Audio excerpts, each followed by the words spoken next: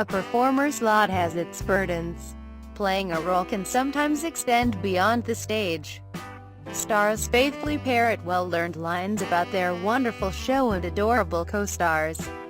But this cannot be said of two-time Olivier Award winner Michael Ball and the nation's biggest-selling tenor Alfie. They really do have a special bond. The friendship between the two was forged in 2007 under testing circumstances, when both appeared in the English National Opera's disastrous staging of Kismet at the London Coliseum. Happily, they were the only two to be spared from the uniformly gruesome reviews. Beau recalls, "We went through hell together on that. There was a lot of childishness, ego and petty squabbles. Best forgotten." Ball has called the show, shockingly, gloriously awful, a cross between Springtime for Hitler and Carrie and Camel. Their alliance was sealed shortly afterwards when Ball, 54, headlined a prom at the Albert Hall and Beau, 43, joined him for the duet from the Pearl Fishers. This autumn has seen them reunite for a British concert tour in this week's ITV Music Special. And now, here, for RT. What were your instant impressions of one another when you first met? Michael Ball, younger than me, better looking than me, sang better than me. Alfie Beau, professional, solid, a great leader, he kept everyone together when there was a really hard job to do. What do you most like about each other? MB, great kisser. Really marvelous. AB, oh man. My mother's going to read this. Kissing aside, anything else? MB, he makes me laugh. AB, he's very kind, both as a performer and a gentleman. He's always got my back. How are you different from one another? AB, I like routine, having a framework of preparation for everything I do. Michael just gets up, puts his underpants on and sees how it goes. MB, not always the underpants, to be honest. I'm good at putting on an energetic and positive front. Alf wears his heart on his sleeve, how he's feeling is how he'll behave. I'm used to faking it.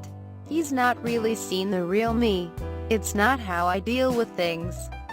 Is there a song that each of you loves to hear the other sing? MB, I've heard everyone do Bring Him Home from Les Miserables. When Colm Wilkinson did it, I truly never thought I would hear anyone as good. Never mind better. Alf uses the training he has to keep it rock solid. But the emotion he brings, the variety and range, are exquisite. I can't sing it very well, I don't have the technique to float and hold and give the power. AB, Michael's really good at wham.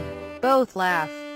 Actually, when Michael cracks into empty chairs at empty tables, Les Miserables, his phrasing is spectacular. No one else can deliver the power of a story like him. He's a great actor. Do either of you have a song you'd be happy never to sing again? They laugh knowingly. AB, Michael can answer for me. MB, he'd love never to have to sing Music of the Night again. AB, I don't like the song. I can perform it, but it's not one of my favorites. MB, how many millions of times have I sung Love Changes Everything? But when I see how it matters to people, it gives me the impetus to rediscover it and remember how lucky I am to have a song like that. Any pre-performance rituals? MB, hundreds. I need to have a sleep before a show and a quiet hour. I need to get dressed following the same routine. And I like to smell right for a show. The last thing that absolutely must happen before I leave my dressing room is that my assistant, Andrew, asks me, are we smelling nice for the ladies and the gentlemen? If he isn't there, someone I've never met before has to do it. So I get some hairy-arsed member of the crew saying it. I can't go on without it. AB, I take note of where I've put things in a dressing room, my shoes, my coat, and if I have a really good show, then I have to do it all differently the following night. MB, you weirdo. AB, one other thing, the last thing before I walk on stage, I say to myself, lend us a hand. Dad, his father died of cancer in 1997 aged 63. Do you feel diminished when the term crossover is used to describe your work? MB, it's used so lazily. Climb every mountain is an aria. And Alfie can sing proper opera then rock Elvis with the best. When other singers attempt that span, it's embarrassing. AB, I hate the word crossover. La Boheme was reviewed as musical theater on its debut. Not opera. I don't change my voice for different styles of music. Crossover isn't about genre. Music is the universal language. The notes are all the same. It's the audience that changes. Do you prefer playing the Royal Opera House or Hammersmith Apollo? AB, they're buildings. The audience is what matters. MB, play both. You can't get down and dirty at the opera. Hammersmith, yeah. Have any female fans ever overstepped the mark? MB, when I was in Chitty Chitty Bang Bang in 2002. One evening a suitcase arrived backstage containing clothes for me, a sandwich, a can of beer and a ticket to Rill. She'd booked us a caravan. She thought we were going away together. AB, I usually invite people up on stage to join in, and I've had my bottom pinched a few times. No caravans in Rill, though. Imaginary scenario, house on fire, all loved ones and pets safe. What do you retrieve? MB, been there. It was the 23rd of December 2001. Kath saved my life. He has lived with his partner Kathy McGowan since 1999. I lost all my gold discs, every picture, and it doesn't matter Assad. We were alright, the dog was saved. Everything else is just stuff. AB, if everyone's out and alright, the thing is, I like being prepared. So I'd probably go back into the house and make sandwiches. Make sure everyone was fed. They laugh. Happiest moment of your life? AB, wedding day, birth of kids. He and his wife Sarah have Grace, 8, and Alfie, 4. MB, loads. Still waiting for the most earth-shattering, life-changing, spectacular one. And the saddest. MB, God, loads of those too.